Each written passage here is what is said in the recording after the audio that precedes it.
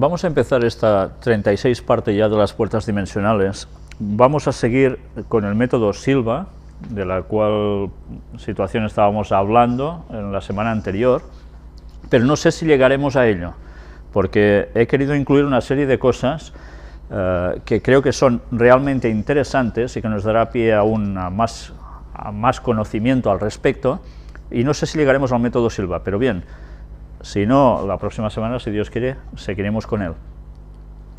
Vamos ahora a ver manifestaciones del Espíritu Santo, lo pongo ya entre comillas e interrogante. Aquí tenéis un artículo, tenéis a Megan Fox, que es una actriz, está todo en inglés, y aquí está traducido lo que allí pone. Si eres envidioso de las celebridades y las vidas que llevan, Megan Fox quiere que sepas algo. A pesar de todos los beneficios, ser famosa no es tan maravilloso como los no famosos pensamos que es. Oh, y ella también quiere que sepas que a ella le gusta hablar en lenguas pentecostales. No creo que la gente entienda, dijo la belleza morena en la edición de febrero de la revista Esquire. Todos piensan que deberíamos cerrar la boca y dejar de quejarnos porque vivimos en una casa grande o conducimos un Bentley. Así que su vida debe ser grandiosa. Lo que la gente no se da cuenta es que la fama es como tu peor experiencia en la secundaria, cuando estabas siendo acosado por esos 10 chicos en el instituto. Eso es la fama, aunque a escala global, en la que estás siendo acosado por millones de personas constantemente. En la entrevista a Fox, quien dio la bienvenida a su primer hijo el año pasado, llamado Noah, con su esposo Brian Austin Green, también analizó las desventajas de su rol de sex symbol a temprana edad, en papeles como la hija adolescente loca por los muchachos en Hopped Fight, y la de pocas ropas interesada en romance en las dos películas Transformers, que me han dicho que contienen bastantes mensajes que están en la sintonía de lo que venimos denunciando. Me sentí impotente en esa imagen, para nada me sentía poderosa, esa imagen devoraba toda mi personalidad, no por mí, sino por cómo la gente me veía, porque no había nada más que ver o saber. Ella insiste en lo de la revista Men's Magazine, la misma por la cual también posó para una sesión de fotos en ropa interior calada y tacones altos. Eso me ha devaluado, porque yo no era más que una simple imagen, era una foto, era una pose. Y en caso de que se esté preguntando qué pasó con el tatuaje de la cara de Marilyn Monroe, la que solían mostrar a las cámaras en su antebrazo, prácticamente ha desaparecido gracias a los tratamientos con láser. A los 26 años de edad dice que el tatuaje fue un error, y que la actriz icónica de antaño le recuerda a cierta joven estrella de la actualidad. Comencé a leer sobre ella y me di cuenta de que su vida era muy difícil. Es como cuando visualizas algo para tu futuro. No quiero visualizar algo tan negativo, insiste. Ella no era poderosa en ese momento, era algo así como Lindsay. Ella era una actriz que no era fiable, que casi no era asegurable. Ella tenía todo el potencial del mundo y se desperdició. No estoy interesada en seguirle los pasos. Ya veis que ella quiere estar centrada, ¿no? Una cosa que Fox está interesada en seguir son las enseñanzas de su iglesia. Se trata de una iglesia donde ella dice que ha visto que cosas locas suceden y que la gente haya sanidad. Es también un lugar donde Fox dice que siente ganas de hablar en lenguas, algo que ella hizo por primera vez a la edad de 8 años, cuando empezó a asistir a una iglesia pentecostal en su estado natal de Tennessee. Se siente como una gran cantidad de energía que entra por la parte superior de tu cabeza. Voy a sonar como una loca, dice. Todo tu cuerpo está lleno de esta corriente eléctrica y entonces empiezas a hablar, pero no estás pensando, porque no tienes idea de lo que estás diciendo. Las palabras salen de tu boca y no se puede controlar, explica la actriz. La idea es que es un idioma que solo Dios entiende. Es el lenguaje que es hablado en el cielo. Se llama tener el Espíritu Santo. Y usted pensó que Megan Fox era solo otra cara bonita, dice el artículo. Bien, esta es la realidad de los movimientos pentecostales. Cuando ellos creen que lo que actúa así es el Espíritu Santo, no es el Espíritu Santo. Ya veis, la descripción que da de lo que ella siente es la descripción que da de todo lo que hemos venido denunciando hasta ahora. Por dónde entra esa energía, cómo fluctúa, y que sin pensar siquiera no sabe ni lo que está diciendo y está palabreando lo que ella dice que es un idioma de Dios. del cielo. Esto es la mala interpretación del don de hablar en lenguas que aparece en el Nuevo Testamento, pero que los movimientos pentecostales se caracterizan precisamente por estas cosas. Por eso después es fácil que les sucedan ciertas cosas extrañas, de las cuales hemos venido hablando mucho aquí, y es porque no son conscientes que en verdad esto no es cristianismo, sino que es espiritismo, y que Satanás está utilizando esto para confundirles realmente y a través de estas sensaciones creer que están llenos del Espíritu Santo, cuando de lo que se están llenando es de todo lo contrario. Sé que hay mucha gente pentecostal que está siguiendo nuestras conferencias, pero deben saber la verdad. El movimiento pentecostal no está siguiendo lo que en verdad la Biblia dice, sino están basados en unos hechos que no son sobrenaturales divinos, sino precisamente del otro lado. Que lo tengan presente, porque si no van a ser llevados al error, porque se van a dejar llevar por estas emociones, en vez de por el conocimiento del texto bíblico que aclara las cosas en realidad.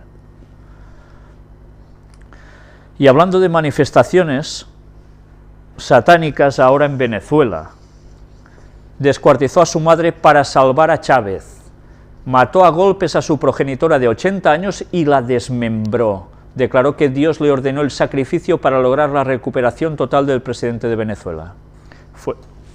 ¿Fue Dios? ¿Fue Dios quien le habló y dijo esto?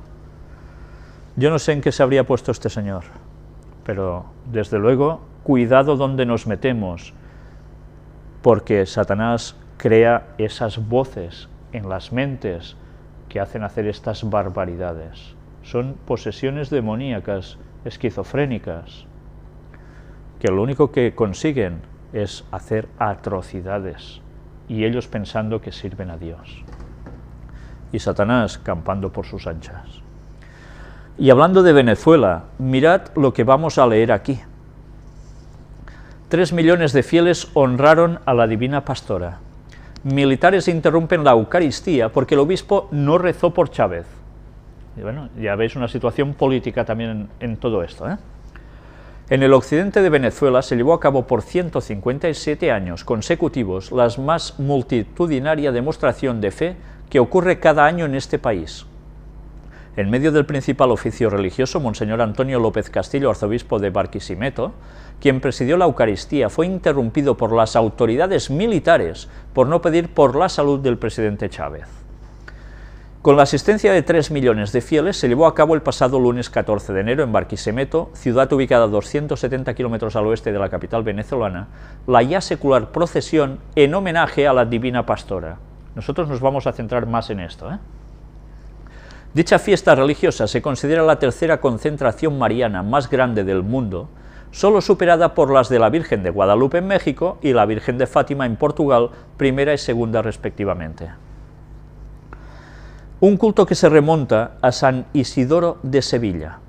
La devoción a la Divina Pastora procede de Sevilla, España, donde el capuchino Isidoro de Sevilla la recibió como revelación en sus sueños. ¿Creéis que Dios le revelaría esto? Evidentemente no. Pero ya veis cómo empieza todo. Asegura que dicha imagen él la describió de manera detallada a Alonso Miguel de Tobar, quien realizó un cuadro con la imagen de la Virgen, con sombrero pastoril, cubierta por un manto azul, sosteniendo en su mano izquierda al niño y apoyando la derecha sobre un cordero, y fue bautizada como Divina Pastora de las Almas. Pasado un tiempo, el escultor Francisco Ruiz Gijón la esculpió en tamaño natural, y se sabe que en 1705 fue llevada en su primera procesión en España. En Venezuela, el comienzo de la veneración a la Divina Pastora se puede rastrear en el siglo XVIII, año 1736 para ser preciso, cuando el párroco de Santa Rosa, en aquel entonces una población independiente de Barquisimeto, fundada en 1673 por una familia de indios cayones, encargó al propio Francisco Ruiz Gijón que le hiciera una estatua de la Inmaculada Concepción. Las crónicas narran que pasado cierto tiempo llegó a dicha población una imagen de la Divina Pastora. Al apenas descubrir el error, el clérigo comenzó las labores para su devolución, y luego de embalar de nuevo la figura, aseguran que la misma se hizo tan pesada que no hubo maneras de levantar el cajón donde había colocado la imagen. De ese modo nació una devoción entre los parroquianos, quienes interpretaron esto como una señal celeste para que la Divina Pastora se quedara entre ellos. Años más tarde, en 1812, un feroz terremoto asoló a Venezuela y el templo donde se referenciaba a la representación mariana fue destruido, pero quedando intacta su imagen. Ello reforzó entre la feligresía de Santa Rosa que la Virgen quería quedarse siempre entre ellos para protegerlos. A mediados del siglo XIX se terminó de consolidar la devoción hacia ella y comenzó a configurarse el masivo fenómeno de fe que este pasado 14 de enero se manifestó nuevamente por las calles de esta población hoy en día y ha integrado urbanamente a la ciudad de Barquisimeto. Ya veis, sucedió una desgracia, se cae toda la iglesia donde está la imagen y la imagen queda intacta. Esto ha sucedido en otros lugares. Recordemos como también en la Virgen del Pilar, en Zaragoza, cae una bomba durante la Guerra Civil y allí no explota, y la imagen también se queda intacta, etcétera, etcétera, y aún la tienen colgada allí en exposición. Pero aquí el templo fue destruido, la imagen de talla quedó intacta. Satanás también actúa, y evidentemente sabe que causando una situación así, enseguida la gente que va a decir, ¡un milagro, milagro!, y ya estamos. En 1855 se desató en Venezuela una epidemia de cólera que diezmó el país. Se asegura que en la zona de Barquisimeto la peste se cebó de manera cruenta. Fue así como un grupo de vecinos, desesperados ante la ferocidad de la enfermedad, decidieron sacar en procesión por las calles de Barquisimeto la imagen de la Divina Pastora solicitando su misericordia. Se asegura que el sacerdote Mecario Yepez, quien era párroco de la iglesia de la Concepción y aquejado por el cólera, imploró a la Virgen ser la víctima final en la zona, que él fuera el último en morirse. Asegura la tradición oral que en efecto el deseo del hombre de iglesia se cumplió, ya que ese día falleció y a partir de ese mismo día cesó la epidemia. ¿Será verdad? ¿No será verdad? Yo no lo sé. En conmemoración de sus hechos, cada año un mar de creyentes que crece cada vez más, acude de todas partes de Venezuela y del extranjero, desborda las calles de Santa Rosa. Este año se estima que la cantidad de asistentes rondó la cifra de 3 millones de personas, las cuales recorrieron en procesión los 7,5 kilómetros que separan el templo de Santa Rosa de la catedral de Barquisimeto. ¿Qué cantidad de personas están siendo engañadas bajo este tipo de milagros embaucadores? 3 millones de personas, y va increciendo. Antes de iniciarse la procesión, Monseñor Antonio López Castillo, arzobispo de Barquisimeto, presidió la Eucaristía en compañía del arzobispo de Calabozo, Monseñor Manuel Díaz, así como de Monseñor Trino Valera de la Arquidiócesis de Guanare. Monseñor López, en su homilía, hizo un llamado contra la violencia y dijo a los feligreses: «Ante la imagen venerable de la Divina Pastora les manifiesto que me preocupa tanta violencia, tanto crimen. Matar no es querido por Dios, el homicidio es pecado, el suicidio es pecado, hermanas y hermanos, la vida es sagrada, respetemos las vidas, la violencia nos destruye, procuremos vivir en fraternidad». ¿Ya veis? Se aprovecha a dar un mensaje bueno en presencia de la imagen de la Divina Pastora. Durante el oficio religioso se vivieron momentos de elevada tensión, cuando momentos antes del ofertorio, el general Freddy Hernández Parababi, el jefe de la 14 Brigada de Infantería y del jefe del Comando Regional 4 de la Guardia Nacional, general Octavio Chacón, subieron a la tarima donde se efectuaba la misa para alarle las orejas a los curas, según palabras del propio Parababi, por no haber saludado a las autoridades nacionales ni haber pedido por la recuperación del presidente Chávez. Superado el irrespeto al protocolo eclesial, los oficios religiosos se desarrollaron con normalidad para luego hacer el mencionado recorrido. El recorrido de la venerada imagen bajo una férrea escolta militar, la cual fue severamente criticada por los asistentes, ya que impidieron en todo momento que los devotos se acercaran a menos de 2 metros de la imagen, tomó 7 horas bajo un sol implacable que mantuvo la temperatura por encima de los 30 grados centígrados. A lo largo de la ruta se escucharon numerosos testimonios de hechos milagrosos atribuidos a la Divina Pastora, como la proclaman sus seguidores, quienes acudieron a pagar diversas promesas por los favores concedidos. Cumpliendo con la más rancia tradición de atención al peregrino, una incontable cantidad de instituciones y personas repartieron gratuitamente agua, naranjas y mandarinas para calmar la sed de los viandantes. También hubo quienes entregaron comestibles a los asistentes, o sea que hicieron una buena labor. Pero ya veis cómo la gente dice de que suceden milagros atribuidos a la Divina Pastora, y esto hace que cada vez más gente y más gente y más gente se vaya añadiendo, vayan creyendo en esto. ¿Y en manos de quién caen? Del espiritismo. Es catolicismo, pero es espiritismo. Y bien, hablando de espiritismo, hablando de que en verdad hay adoraciones satánicas camufladas, vamos a ver algo que muchas personas ignoran, pero que realmente vale la pena conocer. Vamos a hablar sobre el altar hacia el oriente. ¿Qué es esto? ¿Os habéis planteado nunca cómo describe la Biblia cuando habla del santuario que llevaban los israelitas, el tabernáculo que se montaba y se desmontaba, que luego fue el templo de Salomón, ya fijo en edificio? ¿Cómo estaba encarado? La entrada la tenían por la parte este, donde sale el sol.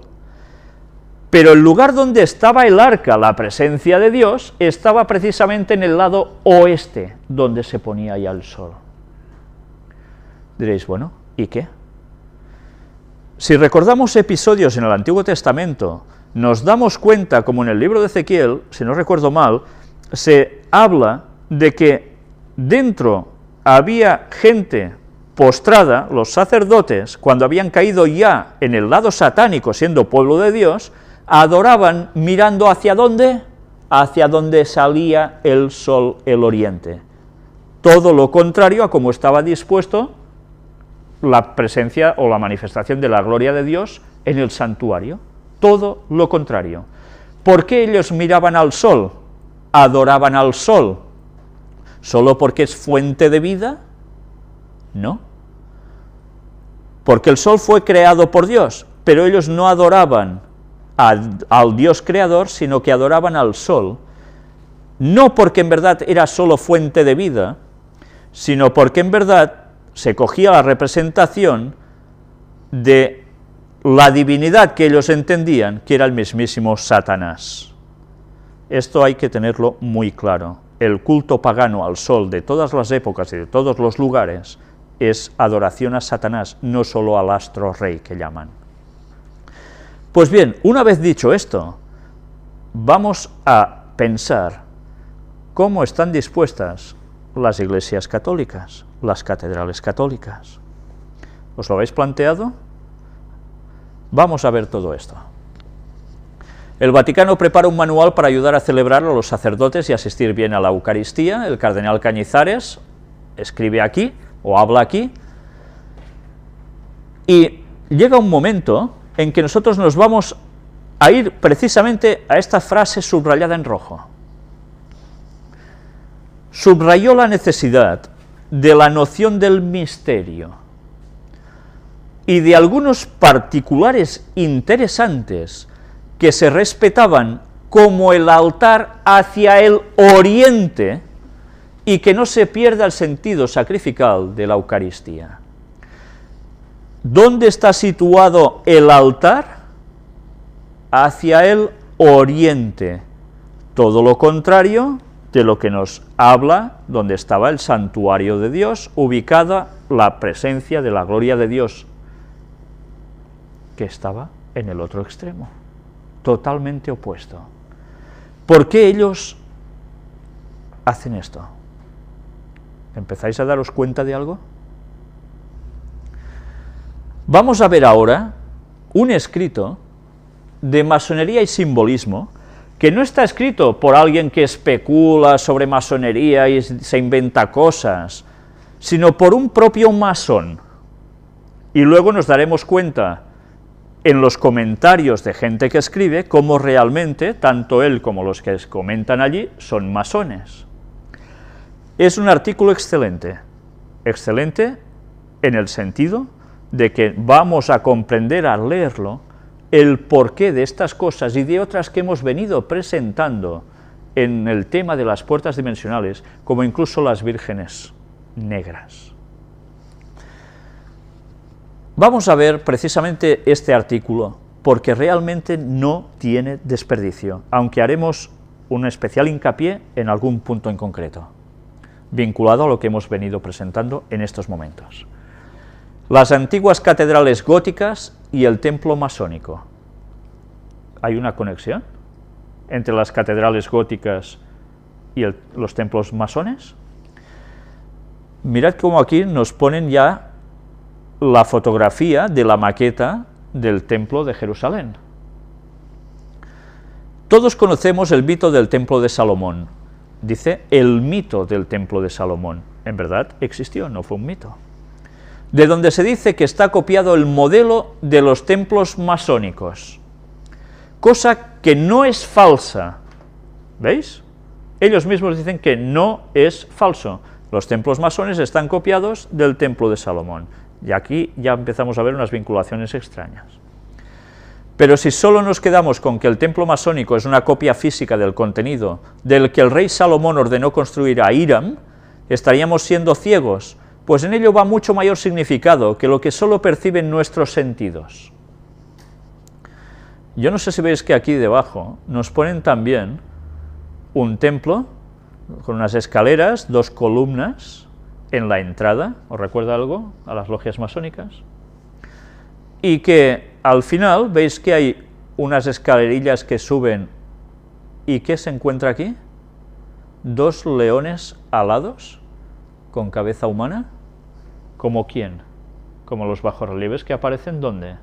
En Babilonia, que es precisamente el que, todo lo contrario a lo que Dios quiere.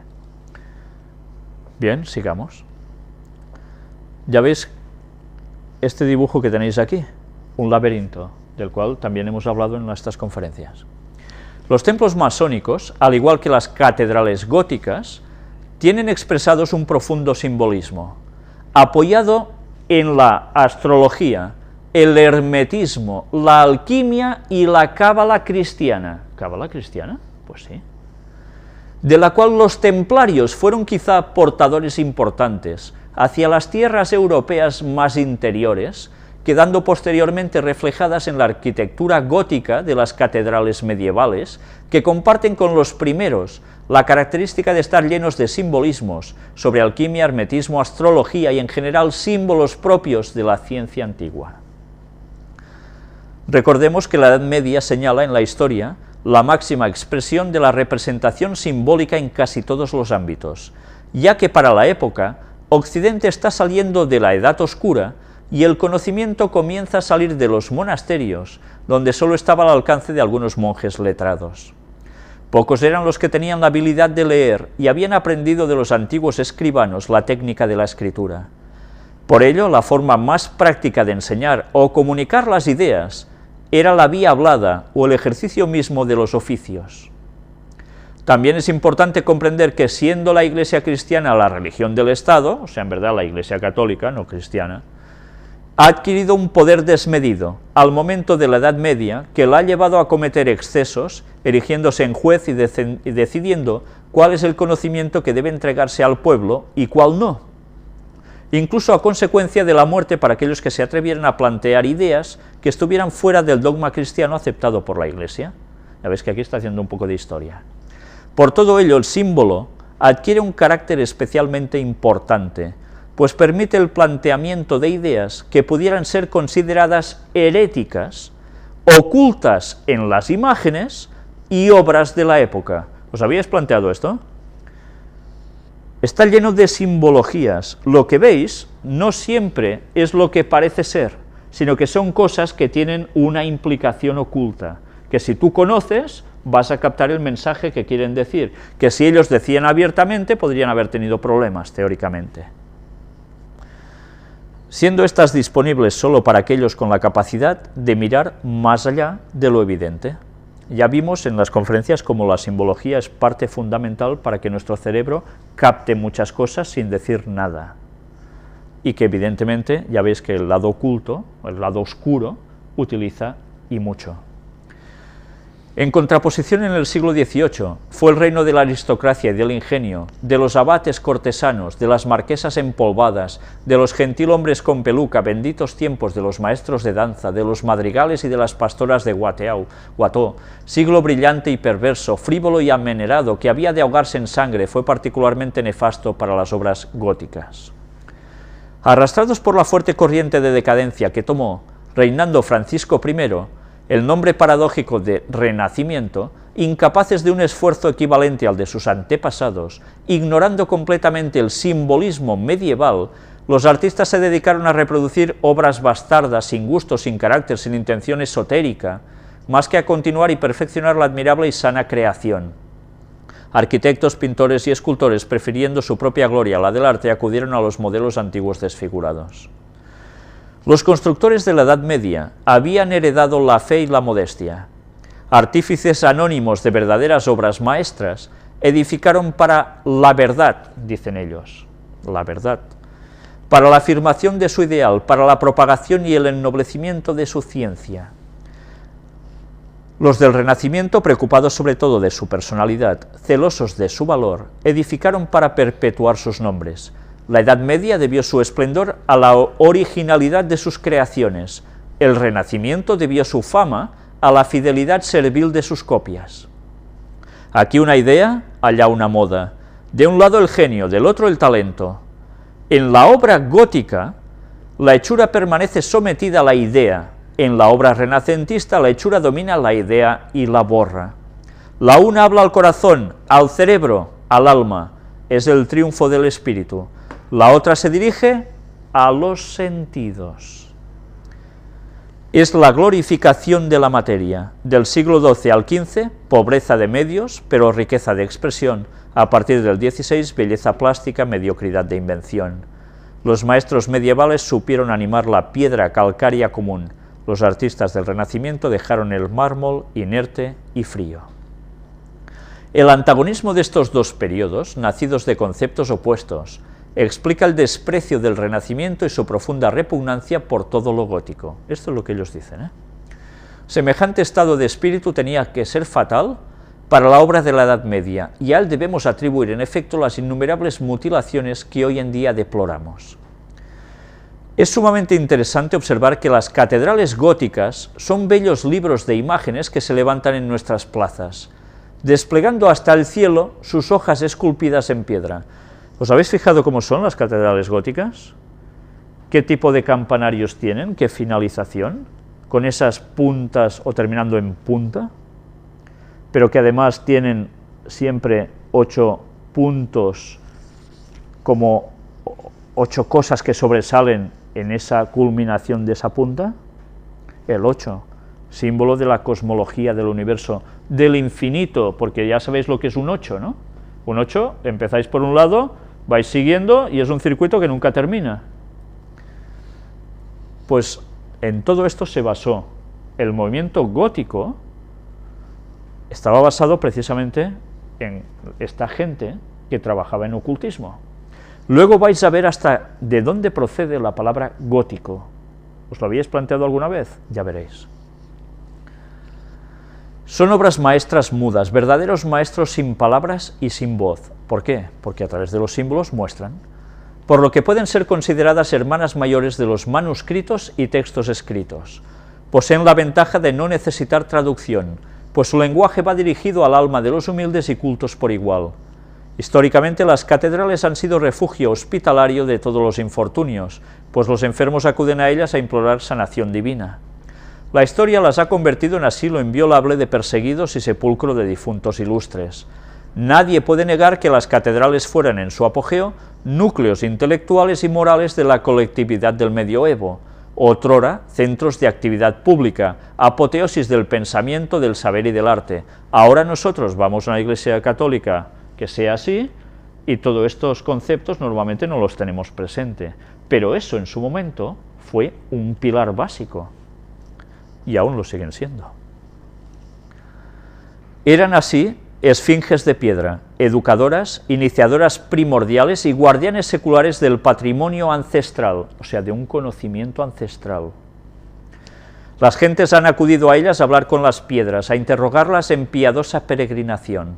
El arte y las ciencias escapan de los monasterios y se plasman en la arquitectura de las catedrales, que terminan por convertirse en centros laicos de enseñanza exotérica en la época.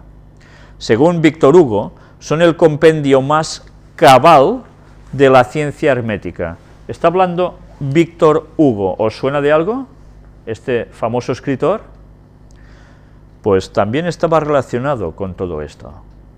El famoso Víctor Hugo, ya veis, habla del compendio más cabal, entre comillas, de cabalísticas, de la ciencia hermética. Los alquimistas del siglo XIV se reúnen en ellas todas las semanas, el día de Saturno, para estudiar allí mismo el bello libro de piedra y sus misterios simbólicos. ¿Cuándo es el día de Saturno? Ah, es curioso, ¿eh? Es curioso. ¿Sabéis? Hay personas que dicen de que en verdad, y eso es una solemne barbaridad, que el sábado no proviene de sábat hebreo, reposo, sino que proviene de Saturno, y esto no es así en absoluto. Pero estas personas prefieren decir esto porque les va bien, precisamente porque ellos son conocedores de estos misterios ocultos y seguidores de ello. Y utilizaban el día de Saturno, o sea, ya veis hasta qué punto Satanás siempre copiándolo de Dios, para estudiar allí mismo el bello libro de piedra y sus misterios simbólicos. ¿Sabíais esto? No solo se centran en el domingo, sino que aprovechaban los días de Saturno para hacer también estas cosas. Y ahora vais a ver qué cosas tan interesantes vamos a encontrar. Así es como los masones, constructores de la época, adquieren importancia y relevancia superlativa, pues son ellos los que labran la piedra y son capaces de plasmar en las obras todas las ideas que salían de los monasterios, posando en estas los contenidos de sabiduría, hermetismo, cábala y alquimia, sin levantar sospechas en los inquisidores y fanáticos del dogma, cuyos ojos estaban cegados por el poder y desprecio del conocimiento vulgar. Bien, ya sabéis que la Inquisición también terminó con muchos de ellos, pero al mismo tiempo los de la Inquisición no se daban cuenta y estaban sirviendo a sus amos, que estaban puestos exactamente en lo mismo. Y así la cosa iba funcionando y no se estaban enterando de que en verdad estaban sirviendo a unos intereses. Pero claro, la Inquisición también, ¿qué hizo? Exterminó al auténtico pueblo de Dios, tanto como pudo. Y mirad ahora lo que viene aquí. Partiendo de la expresión, por demás popular, arte gótico, fonéticamente muy parecida a arte goético o mágico, y de allí a la deformación ortográfica argótico o la cábala tradicional, la catedral es una obra de art got o de argot, expresión esta última, que en el diccionario se define como lengua particular que tiene interés en comunicar sus pensamientos sin ser comprendidos por los que los rodean. Es pues una cábala hablada. Ya sabéis, se habla del argot futbolístico, ¿no? De ciertas palabras que son utilizadas solo para el fútbol, el argot de no sé qué, el argot de no sé cuánto, un lenguaje que solo entienden los que ya saben de qué va. Pues de eso viene el arte gótico, de transmitir conocimientos ocultos a la gente que ya sabía de qué iba la cuestión, y los otros veían una cosa y oh, qué bonito, o no, pero ellos no se enteraban del mensaje. Eso es lo gótico. Todos los iniciados se expresan en argot. Así no extraña la expresión, lo sabe todo, conoce el argot. Los iniciados, la gente que está puesto en estos temas. Tal es el caso de los francmasones, que fueron justamente los constructores de las obras maestras argóticas que admiramos en la actualidad. Se utiliza un argot, que es el nuevo orden mundial, ¿verdad? ¿De dónde procede eso? Porque la gente cree que el nuevo orden mundial, mira, es una cosa que, oh, bueno, todo irá bien y tal, pero en verdad, ¿de dónde procede el nuevo orden mundial? Y ellos lo utilizan tanto, es su argot, quieren decir otra cosa verdaderamente muy distinta, y es que todo quedará supeditado a un poder, que será el del Papa, que además luego Satanás culminará del todo. Pero es su argot, ¿entendéis? El argot es un dialecto maldito, expulsado de la sociedad, de la nobleza, de los círculos burgueses bien cebados y de los grupos culturoides que se han adueñado de la academia, que se han envuelto en el grueso abrigo de la piel de la ignorancia y la fatuidad. Así el argot ha quedado para una minoría de individuos que viven fuera de las leyes dictadas, de las convenciones, de los usos y del protocolo equivocadamente pomposo, estructurado para la alabanza del ego y su ceguedad. Entonces el arte gótico, goético, argot o argot, en efecto es el arte de la luz o del espíritu. ¿De qué espíritu? Raras son las excepciones en las que el plano de los templos góticos, catedrales, abadías o colegiatas, adoptan la forma de una cruz latina, como veis aquí a la derecha, tendida en el suelo. Esto sería visto desde arriba, por decirlo de algún modo, ¿no? Aunque vemos en algunos casos que lo que vienen a ser los brazos de la cruz asemejan más a brazos caídos o naves paralelas al cuerpo central, que es el caso de los templos masónicos y sus 3 columnas típicas. Como dice, brazos caídos. ¿Recordáis la cruz partida, la cruz quebrada, que también tiene brazos así? Cabe recordar que la cruz es un jeroglífico alquímico del crisol, donde la materia sufre su transmutación, tal como el Cristo sufre su pasión, donde muere para después resucitar purificado y espiritualizado. ¿Qué os parece esta explicación? ¿Por qué creéis que ellos llevan las iglesias en forma de cruz, las catedrales en forma de cruz, y llevan colgando crucifijos? ¿Porque en verdad esto es la pasión de Cristo? ¿O porque hay otro concepto detrás? ¿Qué era el símbolo de la cruz para el mundo del ocultismo ya antiguo? Era el paso al mundo de los muertos, espiritismo, comunicación con muertos. Evidentemente se disfraza de cristianismo, Cristo muere en la cruz y ya está solucionado. ¿Entendéis? Siempre el gran engaño funcionando. Los iniciados saben el mensaje, el símbolo, los otros engañados como bobos.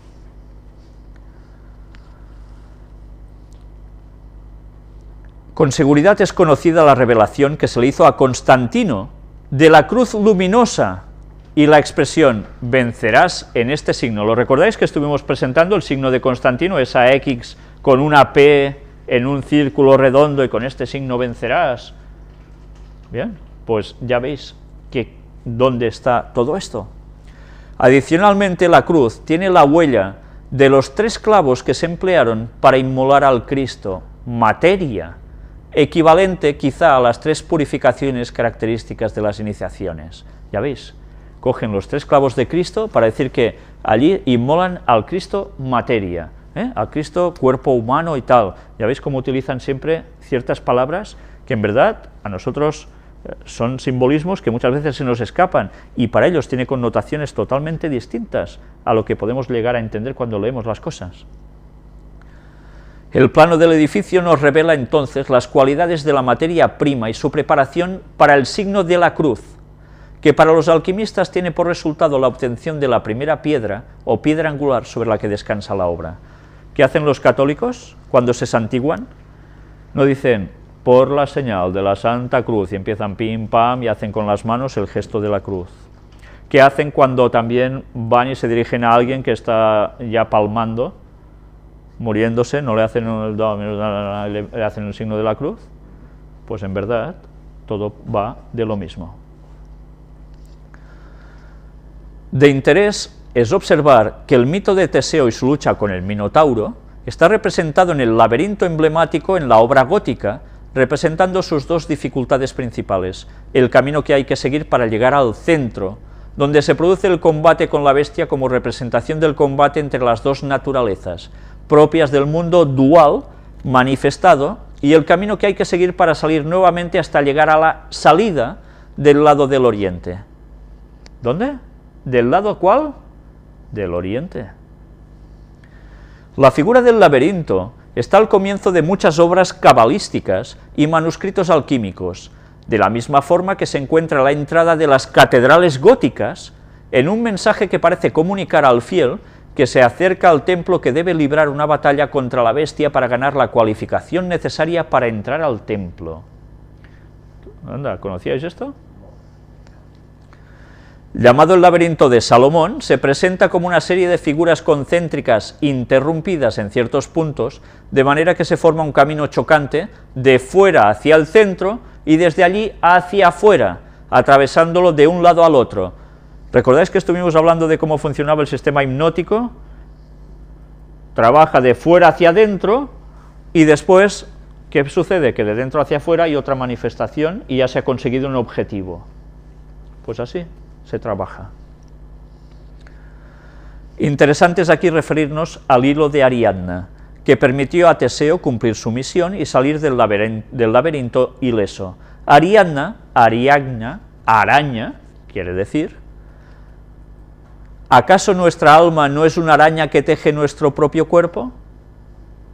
Caray, ¿acaso nuestra alma no es una araña que teje nuestro propio cuerpo?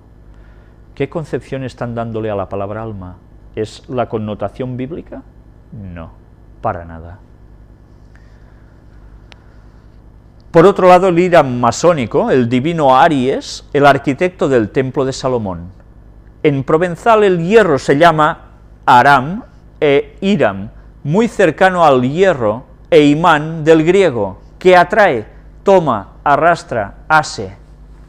Así llegamos a aragno, iragno, o bien a iragno, viendo entonces que la palabra toma sentido en ambos conceptos, para adicionalmente expresar también el orto de un astro que sale del mar, de donde se derivan Arián o Ariane, que identifica el oriente, el sol naciente, ubicándonos en la Grecia antigua, portal de Asia y de Europa al mismo tiempo. ¿Veis a dónde va todo siempre? Dirección oriente, dirección sol. ¿Dirección quién? A Satanás. Y ahora he remarcado, lo veis en el extremo izquierdo de las imágenes, lo que a nosotros más nos va a interesar de esta temática. Si hasta ahora yo creo que era bastante interesante, porque mucha cosa seguro que se desconocía, vamos a mostrar ahora algo que también vale la pena conocer. A la derecha veis que hay un rosetón, ¿verdad?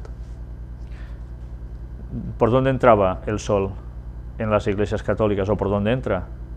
A través del rosetón principalmente, ¿no? Está calculado para que a cierta hora tenga toda la intensidad. El sol se manifiesta allí, por oriente. ¿Quién se manifiesta por allí? ¿Me entendéis, no? Característico también es, en la obra gótica, el simbolismo implícito, la ubicación del templo. ¿Cómo está puesto?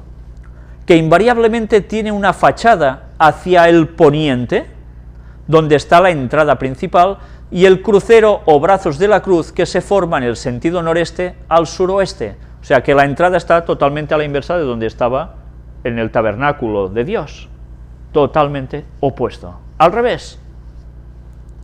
Esta orientación tiene como finalidad que los fieles entren por occidente, o sea, por la izquierda, por decir algo, y se dirijan en derechura hacia el santuarium, mirando hacia la salida del sol, por lo que simbólicamente salen de las tinieblas y se dirigen hacia la luz.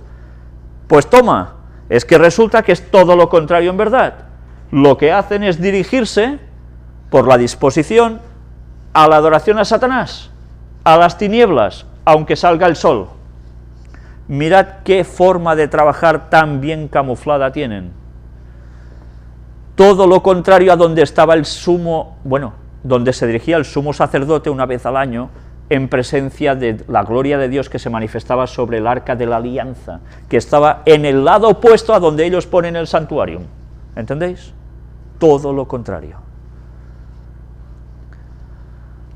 Como consecuencia de esta ubicación, los rosetones que adornan la entrada principal y los que adornan las entradas de los cruceros se iluminan en horas diferentes, siendo el rosetón septentrional el que nunca se ilumina directamente por los rayos del sol. El rosetón del suroeste se ilumina con el sol de mediodía, y el último, con los rayos del poniente. El rosetón representa la acción del fuego y su duración, representándose en él los movimientos de la materia excitada por el fuego elemental. O sea que el rosetón por donde entraba ¿el sol qué es? ¿No es en el fondo fuego? Pues ya lo veis, cómo va cuadrando el asunto. Encontramos rosetones representando estrellas radiadas de 6 puntas, y esto lo vamos a mostrar también en la conferencia sobre el 666, el milenio que la haga, porque ya no sé cuándo la podré hacer, llamadas también estrella de los magos. Anda. ¿Recordáis que estuvimos hablando de la estrella de los magos de Oriente? Por su alusión a ser el astro guía de los magos en su viaje hacia el lugar de nacimiento del Salvador, que a su vez es el sello de Salomón. Pues no, señor, esto no es así. Esa estrella de 6 puntas es el simbolismo satánico por excelencia, de adoración satánica primordial.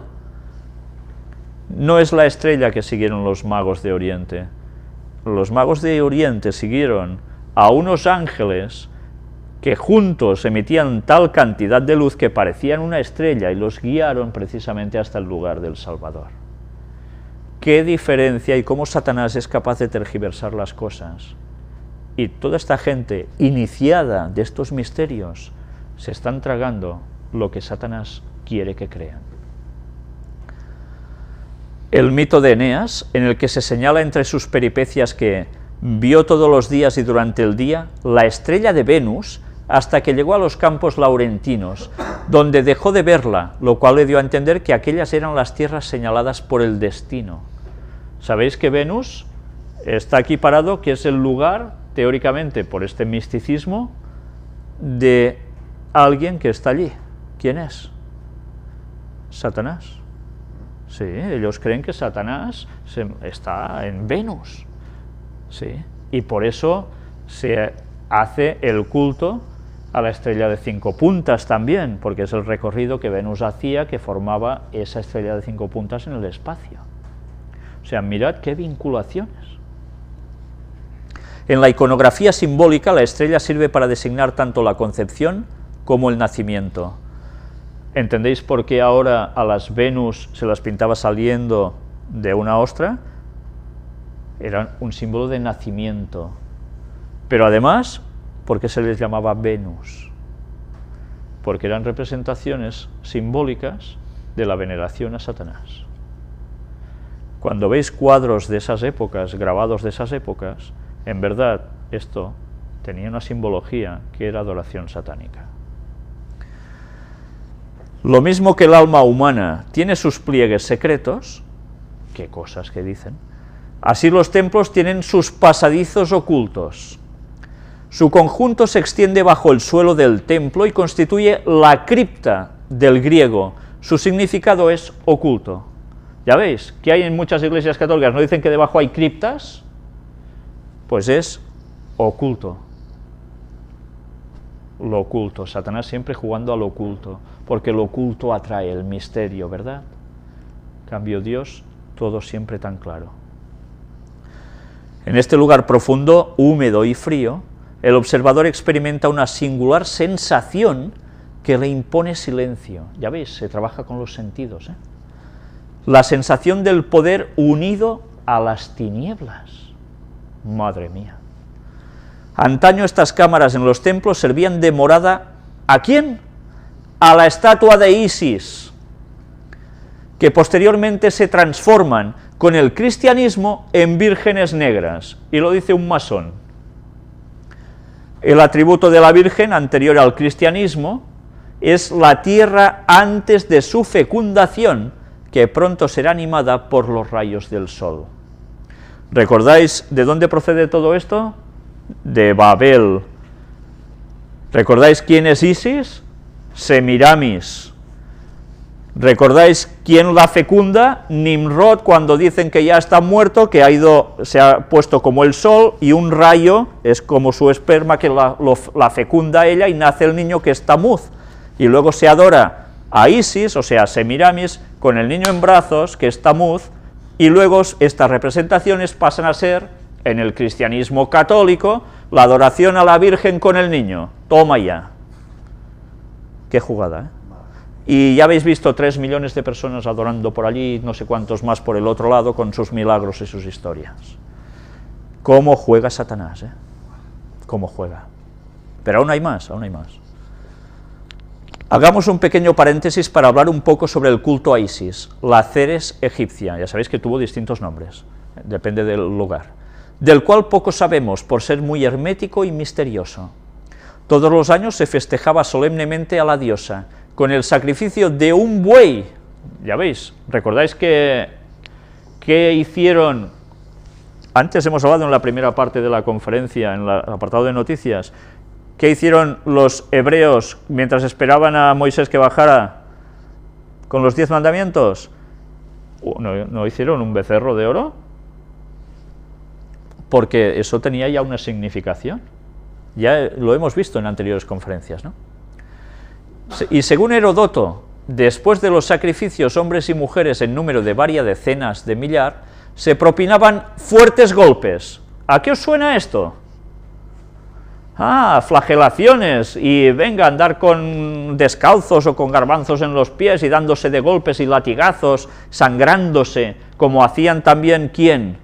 En la Biblia. Recordemos siempre la historia, porque el pasado nos da el conocimiento del presente y del futuro. Si olvidamos el pasado, la hemos pifiado porque caemos en lo mismo. Satanás nos va a embaucar. ¿Qué sucedió con Elías? ¿Lo recordáis? ¿Qué sucedió con los sacerdotes de Baal, invocando a su Dios? Se zajaban, se hacían sangre, invocando a su Dios. ¿Qué hace el catolicismo? ¿No hacen acaso eso? ¿No hacen también esto el Opus?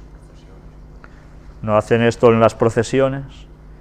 ¿De dónde surge todo esto? ¿De Dios? Nunca mejor dicho. Y un cuerno no surge de Dios, surge de Satanás. Ya veis cómo el catolicismo lo único que hace es seguir lo que ya se hacía en el paganismo más absoluto. Los griegos, al igual que los egipcios, guardaban silencio absoluto sobre los misterios del culto a Ceres. La revelación del secreto de esas prácticas a los profanos se castigaba con la muerte. Se consideraba incluso un crimen prestar oídos a su divulgación. ¿Qué sucede en las logias masónicas? ¿No se hacen juramentos también de que se les cortará la lengua y no sé qué y no sé cuánto si dejan ir alguno de sus mensajes fuera de los iniciados y demás? Ahora dicen, no, esto era una forma de hablar solo, pero ya veis que cuando alguno se pasa, termina mal de verdad, ¿eh? Puedo deciros que esta semana mismo estaba hablando con una persona que sabía muchas cosas sobre la masonería, estaba muy bien aposentada económicamente, les interesaba mucho, y después de saber muchas cosas y no querer pertenecer a esa masonería, estuvieron a punto de matarla en varias ocasiones a esta persona. Gracias a Dios sigue viva, porque ella se dio cuenta de que esto no provenía de Dios. Mirad cómo funciona el asunto. Claro que no todos los masones actúan así, por supuesto, porque hay muy buenas personas también entre ellos, pero están en el error. Pero las cosas por arriba cambian bastante. Vamos a seguir con la lectura. La entrada al templo de Isis, al igual que al de Ceres, estaba rigurosamente prohibida a todos los que no hubieran recibido la iniciación. Sabemos que los misterios del culto se dividían en 4 categorías: el hierofante, encargado de instruir a los neófitos, el portaantorcha, que representaba al sol, el heraldo, que representaba la luna. En Roma, las cereales se celebraban el 12 de abril. En las procesiones llevaban un huevo, símbolo del mundo, y se sacrificaban cerdos.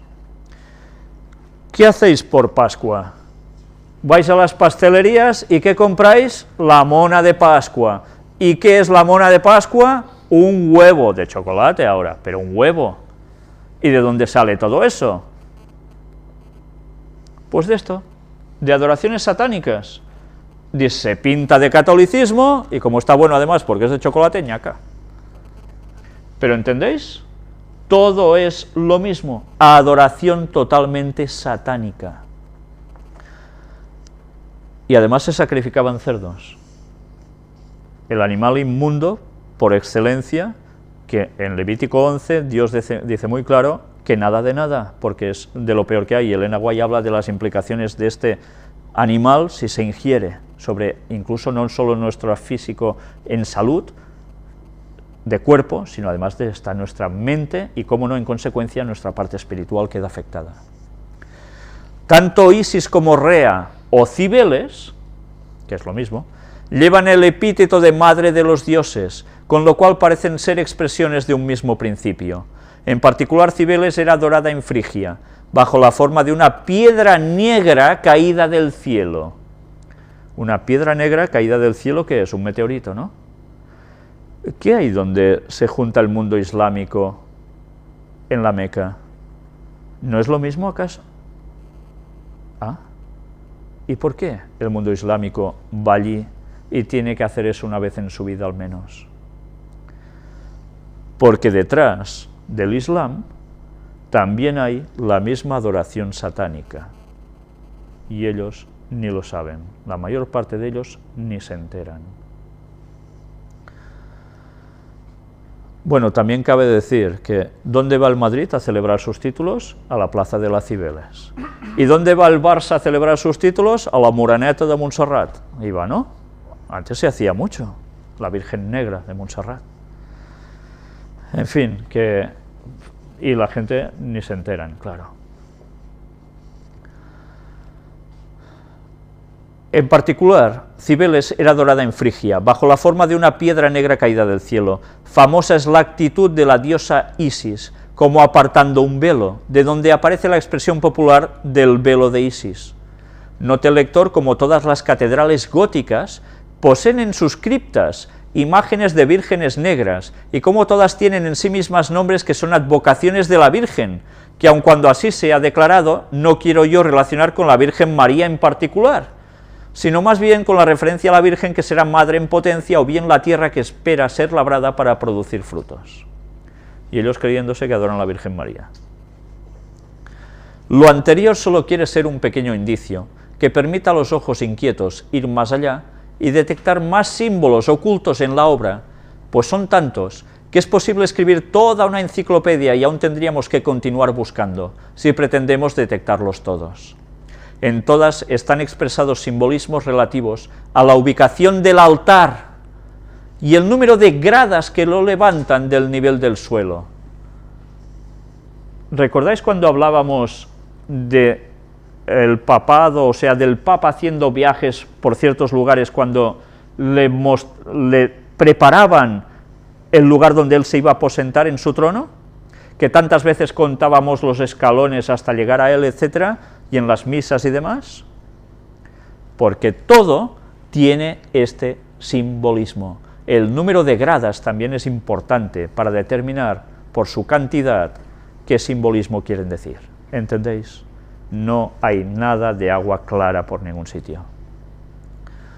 Las columnas que adornan las naves y las tallas de estas se corresponden con el trabajo alquímico, y su ubicación se corresponde a sucesos astrológicos y astronómicos que maravillaban a los sabios alquimistas y astrólogos de la época. La presencia de los 4 elementos es ineludible en la obra, al igual que los 4 mundos representados en el árbol de la vida. No es casual el nombre femenino y la función de útero que tienen los templos, formando, o más adecuado decir, gestando a los que en él penetran con la sabiduría de la ciencia oculta. ¿Qué es el obelisco? ¿No es el símbolo fálico? Y además, ¿dónde está puesto? Que hay a su alrededor un círculo que representa el órgano femenino. Pues es lo mismo en los templos, lo mismo. Se fecunda la sabiduría de la ciencia oculta que penetra en ellos. ¿Vale? Casi nada, ¿eh? Casi nada. Y ya veis que hay siempre detrás astrología. Astrología. Recordad que ahora os he dicho lo del obelisco y el circulito, como está precisamente en la plaza de San Pedro, en el mismísimo centro, delante mismo del Vaticano, de la fachada principal. ¿Y por qué os digo ahora esto? ¿Y por qué os hablo de astrología? Vamos a mostrar unas imágenes sobre ese obelisco y lo que hay en el suelo de ese obelisco. Y vais a ver una vez más a quién está sirviendo el Vaticano, si no siguen exactamente todo lo mismo que aquí estáis viendo. Haciendo un resumen de lo hasta aquí expuesto, vemos sin temor a equivocarnos que nada es casual en el diseño de los templos. Hay una carga de simbolismo en la ubicación y orientación de los mismos, apoyado en las leyes naturales y el gran astro, o sea, el Sol, que representa la luz por excelencia, el Sol, que en verdad, ya sabéis, que representaba a quién, por el mundo oculto, a Satanás, que en verdad se apropió de un título que también se le da a Cristo, que es el Sol de Justicia. Siempre ha querido ser Dios, siempre ha querido usurpar el lugar de Cristo, Satanás. Por eso cogió estas simbologías y lo pasó al mundo esotérico, mundo oculto, místico, con un conocimiento totalmente alterado de la verdad. Y ellos creen tener un gran conocimiento y están siguiendo a Satanás.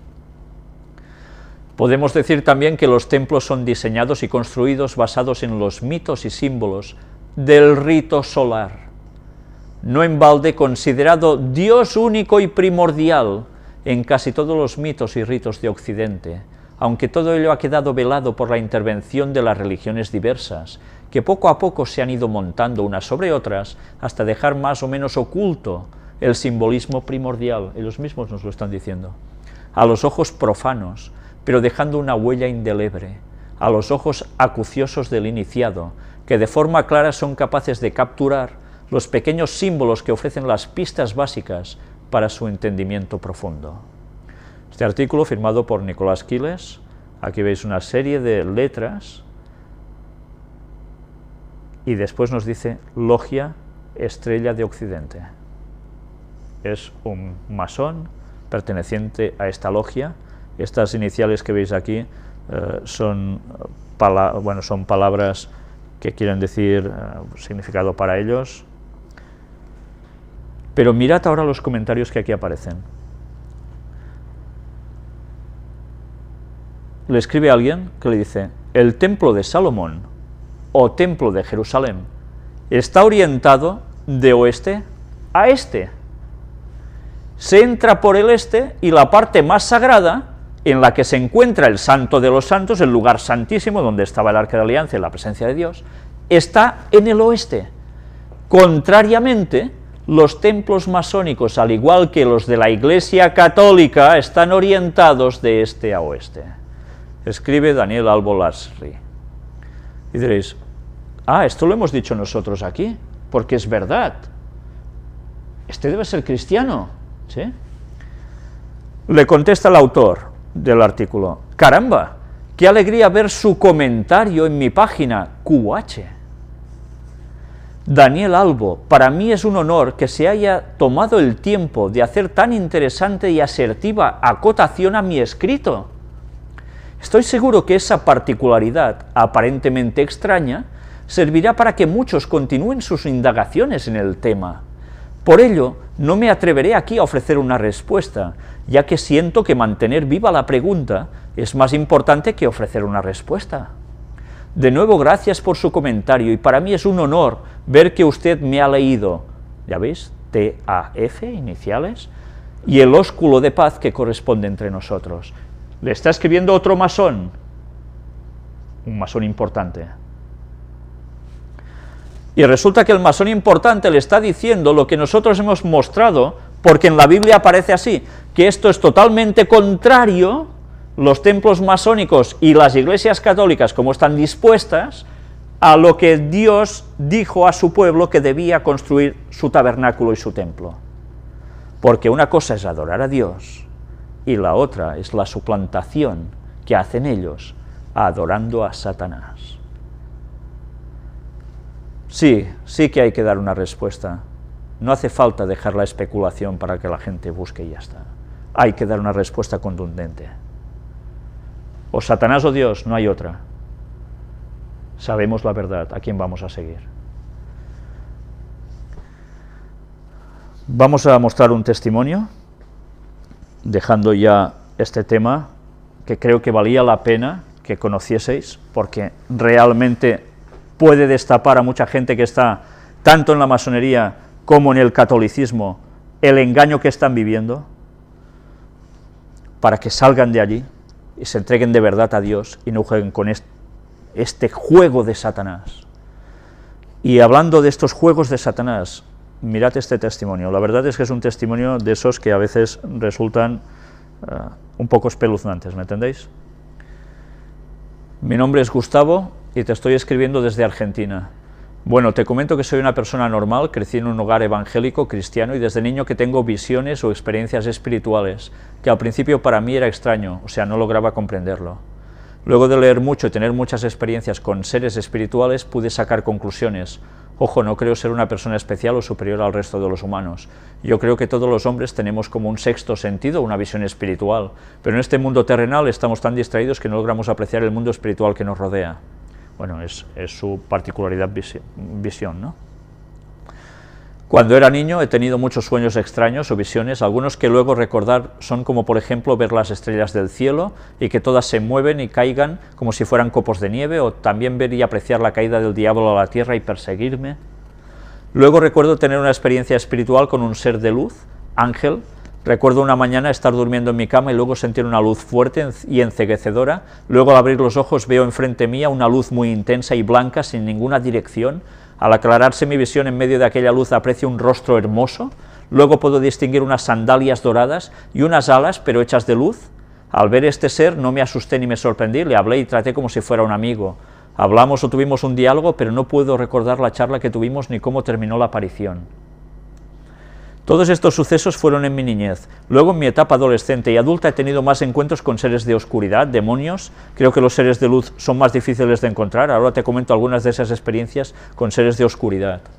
Pero te paso a contar las experiencias más sobresalientes. A veces me despertaba en medio de la noche, pero al despertar no podía moverme o tener la capacidad de ver dentro de la oscuridad. Luego podía apreciar sombras o sentir presencias físicas, escuchar murmuraciones o risas en mis oídos. Una noche tipo 6 o 7 de la mañana estaba grabando unos DVDs y estaba muy cansado, luego me voy a acostar pero dejo la luz prendida por miedo. Me acuesto a dormir frente de mi computadora, al cabo de un momento me despierto y siento como mi cuerpo se empieza a inmovilizar, o sea, me di cuenta que algo malo iba a pasar. Luego de quedar totalmente inmóvil siento un dolor en la espalda y siento que una mano entra por mi espalda y llega hasta mi corazón para apretarlo fuertemente. Yo al no poder moverme y no poder hacer nada, se me da por mirar el monitor apagado de la computadora que tenía enfrente mío.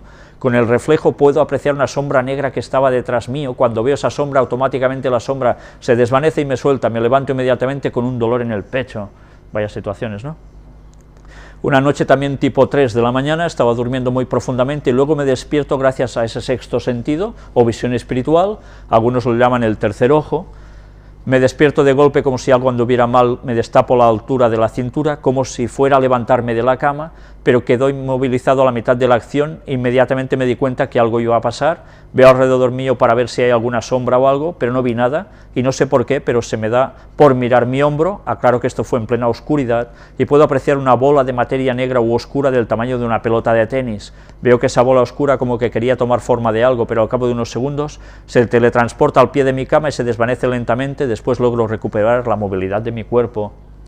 Otra noche también tipo 3 de la mañana, en resumen pasa exactamente lo mismo que el suceso anterior, hasta que intento levantarme de la cama y algo me inmoviliza. Luego de quedar inmovilizado puedo apreciar en la pared que está enfrente mío, en plena noche oscura, que algo se movía en un principio. Pensé que era un insecto, pero veo que la sombra de la pared empieza a tomar forma, y la forma que tenía era de como un lagarto de 1 metro de largo.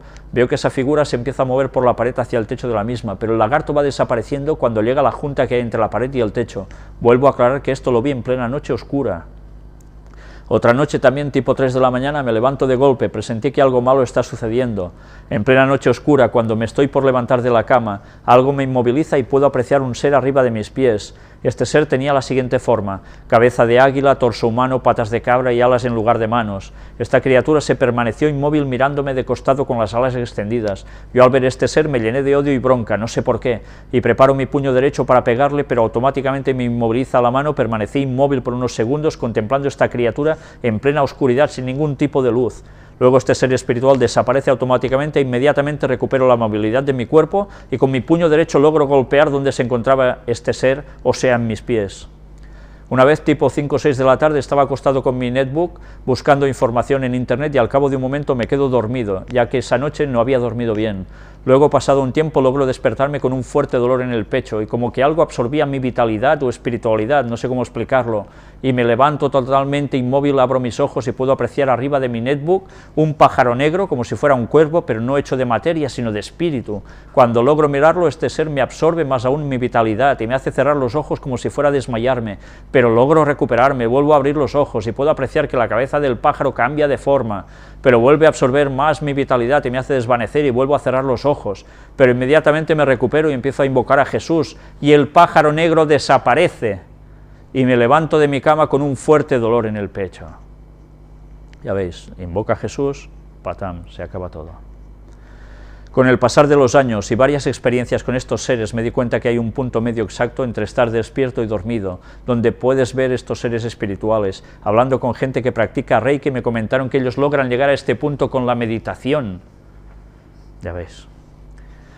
Y no soy el único que tiene estas experiencias, algunos amigos también las tuvieron, aunque no suelo hablar de estos temas con personas que no hayan pasado por estas experiencias, ya que escapan a toda lógica humana. Al día de hoy mi única arma para combatir estos seres de oscuridad es el nombre de Jesús. Desde ya saludos cordiales. Actualmente no me estoy congregando en ninguna iglesia y nadie de mi familia practica espiritismo ni nada de eso. O sea, estas experiencias no solamente me pasan en mi casa, sino en cualquier lugar donde se encuentren estos seres. Esto me lo dijo en respuesta a lo que yo le pregunté, si él había tenido contacto con alguna situación de espiritismo, etcétera, etcétera. Bueno, ya veis que aquí habla con sus amigos que están puestos en Reiki, han pasado por experiencias, ya veis, de estos tipos. ¿Qué quiere decir esto? Hay que ir con cuidado con las amistades que también tenemos, porque su influencia no se queda solo en ellos, pasa también a los que tienen al lado. Yo no sé por qué esto le pasó a él desde niño. Quizás esta persona va a ser un ganador de almas y Satanás lo sabe y va por él como puede. Yo recuerdo que desde pequeño he vivido algunas situaciones, no exactamente como estas, distintas, de ángeles caídos, y estoy vivo porque Dios quiere. Pero yo no sabía por qué me pasaba esto. En mi casa no había espiritismo para nada. Yo sencillamente iba a la iglesia adventista. Luego, con el paso de los años, entiendes, bueno, quizás Satanás, que te conoce muy bien la psicología humana, sabía que ese crío quizás terminaría teniendo una particularidad que sería hablar a más personas del Evangelio, ¿no? Y como supongo que él sabe más por viejo que por diablo, intentó intimidarme y aún lo ha seguido haciendo muchas veces. Pero bien, sea como fuere, yo no sé si este es su caso, tampoco sé si realmente esto que me ha sucedido a mí ha sido por esto, pero da toda la sensación con el paso de los años que puede ir por aquí. Pero realmente estas cosas, ya veis, suceden, y hay más personas que me escriben cosas parecidas, y peores, y peores. Pero él sabe que en el nombre de Jesús esto se termina. Pero cuidado, debemos vigilar de entregarnos completamente a Dios y apartarnos de todo este mundo espiritual, de contacto con personas que estén puestos en esto y no quieran cambiar, porque hay que decirles la verdad para que cambien, y si quieren seguir en sus 13, nosotros no debemos estar en contacto íntimo con ellos, porque Satanás va a actuar también. Sea como fuere, solo tenemos una solución. Ya habéis visto ante esto el nombre de Jesús, y es verdad, yo os puedo afirmar que realmente es lo único que funciona. ¿Recordáis cuando empezamos a hablar en las puertas dimensionales de esas abducciones que solo en el nombre de Jesús se paraban también? Era tema extraterrestre, ¿no? Teóricamente, en verdad era lo mismo, ángeles caídos.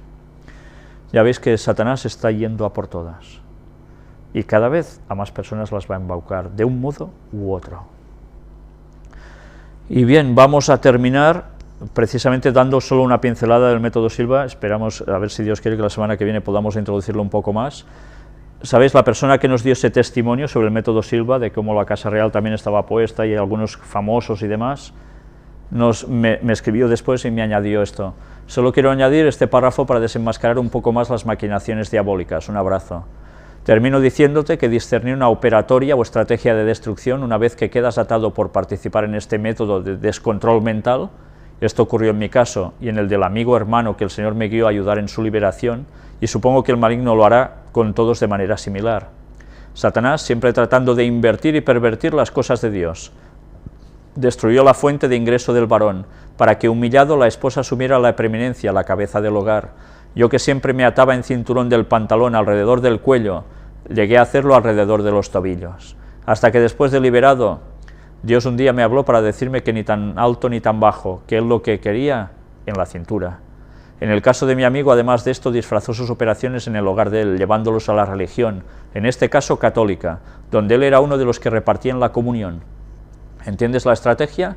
Mientras ellos acudían a sesiones de lectura de aura, tenían su tabla ouija, su péndulo, etc., se disfrazaban de buenos, entre comillas.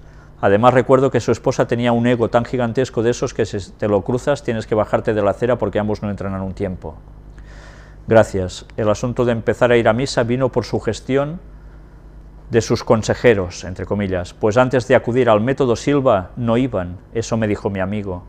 Y eso es una demostración más de que la fe católica o el de la católica Satanás se siente en casa.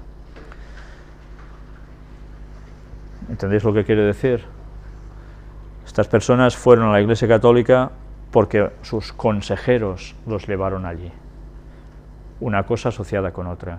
Ya lo habéis visto en lo que antes hemos expresado en esta página masónica, ¿no? Todo va en verdad unido por detrás. Y la mayor parte de gente no sabe nada de esto.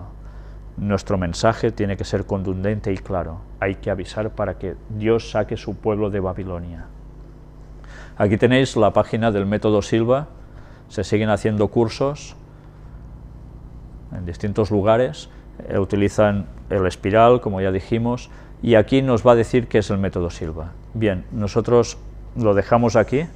Vamos a la próxima conferencia, seguir con todo esto para hablar y extraer del método Silva una serie de conexiones que creo que os van a dejar realmente alucinados, porque va mucho más allá de lo que habíamos podido pensar. Pues que Dios nos ayude a andar en sus caminos y a apartarnos de todo el mal, porque el tiempo verdaderamente es corto. Amén.